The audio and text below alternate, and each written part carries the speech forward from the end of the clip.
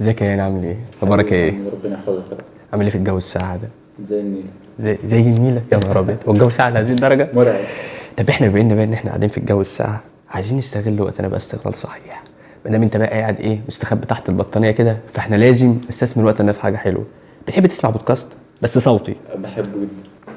يعني تحب تسمع لمين مثلا بودكاست صوتي؟ الصراحة أنا بحب أسمع جدا لصلاح أبو المجد. صلاح ابو المجد.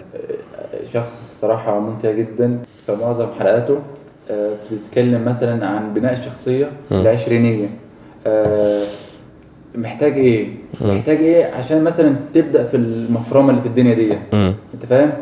طب انت مثلا بتحب تسمع لمين؟ بحب اسمع لياسر الحزيمي. الراجل ده شخصيه جميله جدا، بيقدم معلومات يا دينيه نهار أبيض. وبناء الشخصيه، يعني حرفيا اللي يسمع له لا هيستفاد منه جميل. بودكاست فنجان. بودكاستات كتير ممتعة ليه.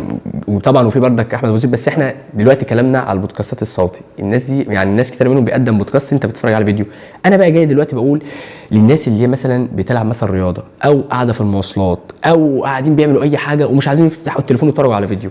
ففي حاجة برضو عجبتني جدا، ان في ناس بدأت جديدة، اشكال جديدة طلع على الساحة بقدموا بودكاستات ممتعة جدا. افكار جديدة غير الناس اللي هي مثلا اللي هي خلاص عدت اللي احنا عارفينهم يعني. صلاح ابو المجد عدى. احمد ابو زيد. يا احمد ابو زيد، ياسر الحزيمي. الناس دي يعتبر اللي هو بقت علامة خلاص. يعني حبيت مثلا جيت اجرب وانا قاعد مثلا اشوف الناس جديدة، قنوات جديدة كده. فلقيت حرفيا افكار مبدعه، اصوات لذيذه. انت فاهم؟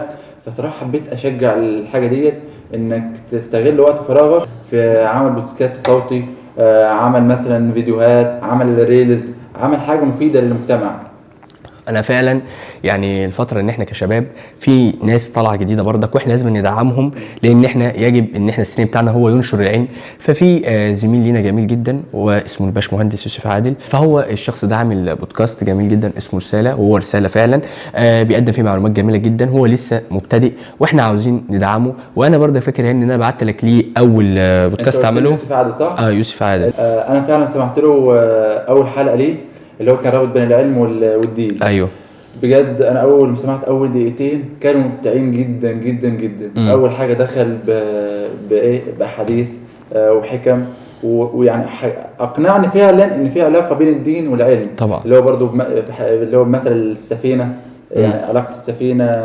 فاهم انت؟ ما هو لا هو كان ممتع بجد في اول حلقه. استمتعت جدا. وحرفيا يعني انا مش بفخم والله العظيم، بس يعني الشخص ده يستاهل يتسمع له. يعني احنا برضك عاوزين نحاول شباب ان احنا برضك ندعمه، وان شاء الله نحط برضك الوصف بتاع البودكاست بتاعه ان احنا ندعمه ونبدا نسمع له، لان هو فعلا بيقول كلام جميل. واحنا عاوزين نحاول ندعم بعضينا في المعلومات الكويسه عشان نفيد بعض. احنا يعني احنا الجيل الجديد، فلازم كلنا نفيد بعض بما ان احنا دخلنا في عصر جديد اسمه عصر التكنولوجيا، ولازم نستغل التكنولوجيا دي استغلال صحيح لينا ونستفيد بكل وقتنا بدل ما نضيعه في حاجه مش مفيده لينا ومش هتفيدنا قدام. وبما ان احنا اتكلمنا على البودكاست الصوتي، وانا عارف ان هو في اشخاص معينين بيحبوا يسمعوه، فاحنا بنرشح ان الناس القديمه طبعا اللي احنا اتكلمنا عليهم في الاول دول كده كده بنسمعهم، بس الشباب الجديده برضك عاوزين برضك ندعمهم. فرصه.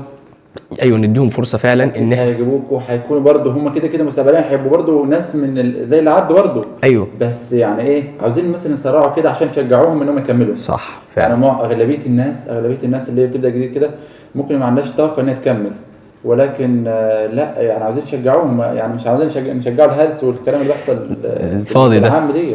لازم نشجع فعلا الحاجات المفيده. بس كده. والسلام عليكم ورحمه الله وبركاته. بس